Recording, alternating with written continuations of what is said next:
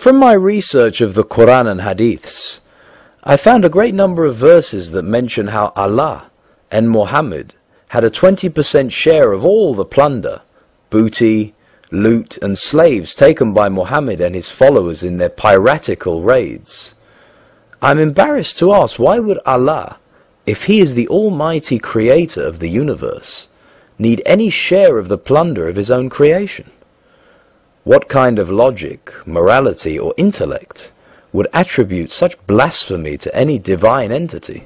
In Arabic, the fifth of the plunder is called al-khums, or 20%, which is the portion of all booty, plunder and loot taken in piratical raids upon innocent and unsuspecting tribes and people. That is the share of Allah and Muhammad.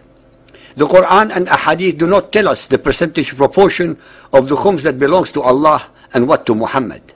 One must come to the conclusion, after studying the subject, that it really is irrelevant, since Allah never claimed his share, all of which hence belonged to Muhammad. Why would Allah, the alleged creator of the universe, need a share from the booty and plunder of his own creation, as perpetrated by Muhammad and his thugs? Neither Muhammad nor the Ahadith, nor for that matter any of his followers, past, present or future, can possibly give a logical and reasonable explanation for it. In fact, to attribute to Allah such a need is by itself an act of utter blasphemy. Al-Nisa 4.94. With Allah are profits and spoils abundant. Muhammad's Allah rewards his followers with booty and spoils on earth, and even greater ones in the afterlife, for massacring, murdering, despoiling, subjugating, raping, plundering and enslaving all those who do not believe in Allah and his messenger Muhammad. Muhammad's compassionate and merciful Allah deliberately predestines these wretched creatures to their undeserved fate. They had no choice or free will in the matter.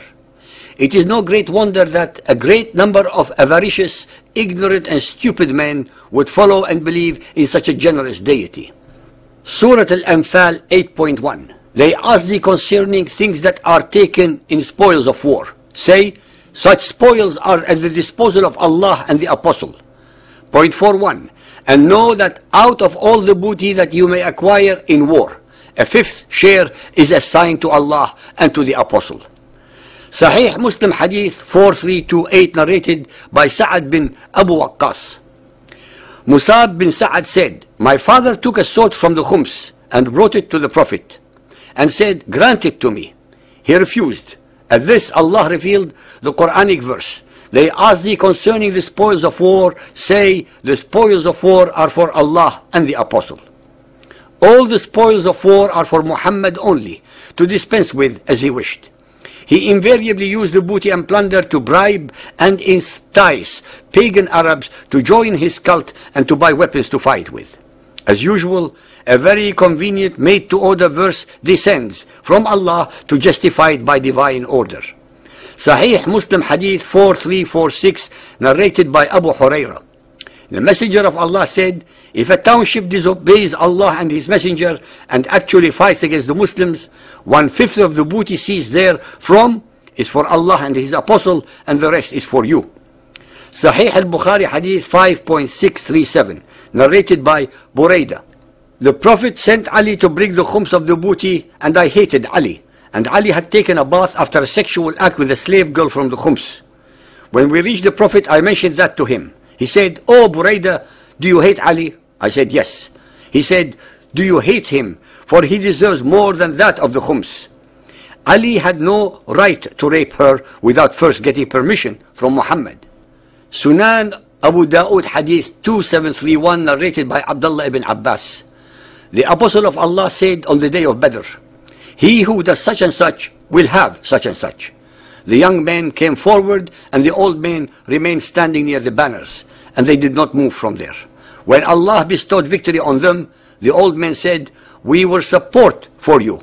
If you had been defeated, you would have returned to us. Do not take this booty alone, and we remain deprived of it. The young men refused to give and said, the Apostle of Allah has given it to us. Then Allah sent down, they ask thee concerning things taken as spoils of war. Say, such spoils are at the disposal of Allah and the Apostle. Sunan of Abu Dawood, Hadith 2743, narrated by Habib ibn Maslama. The Apostle of Allah used to give a quarter of the booty as a reward after the fifth had been taken off, and a third after the fifth had been kept off, when he returned. The so-called rewards that Muhammad was giving were not actually his to start with, not as a product of honest sweat and toil, but as a product of loot and plunder. Sunan Abu Dawood, Hadith 2737, narrated by Abdullah ibn Umar. The Apostle of Allah sent a detachment to Najd. I went out along with them and got abundant riches. Our commander gave each of us a camel as a reward. We then came upon the Apostle of Allah, and he divided the spoils of war amongst us. Each of us received 12 camels after taking a fifth of it. The Apostle of Allah did not take account of our companion, that is the commander of the army, nor did he blame him for what he had done.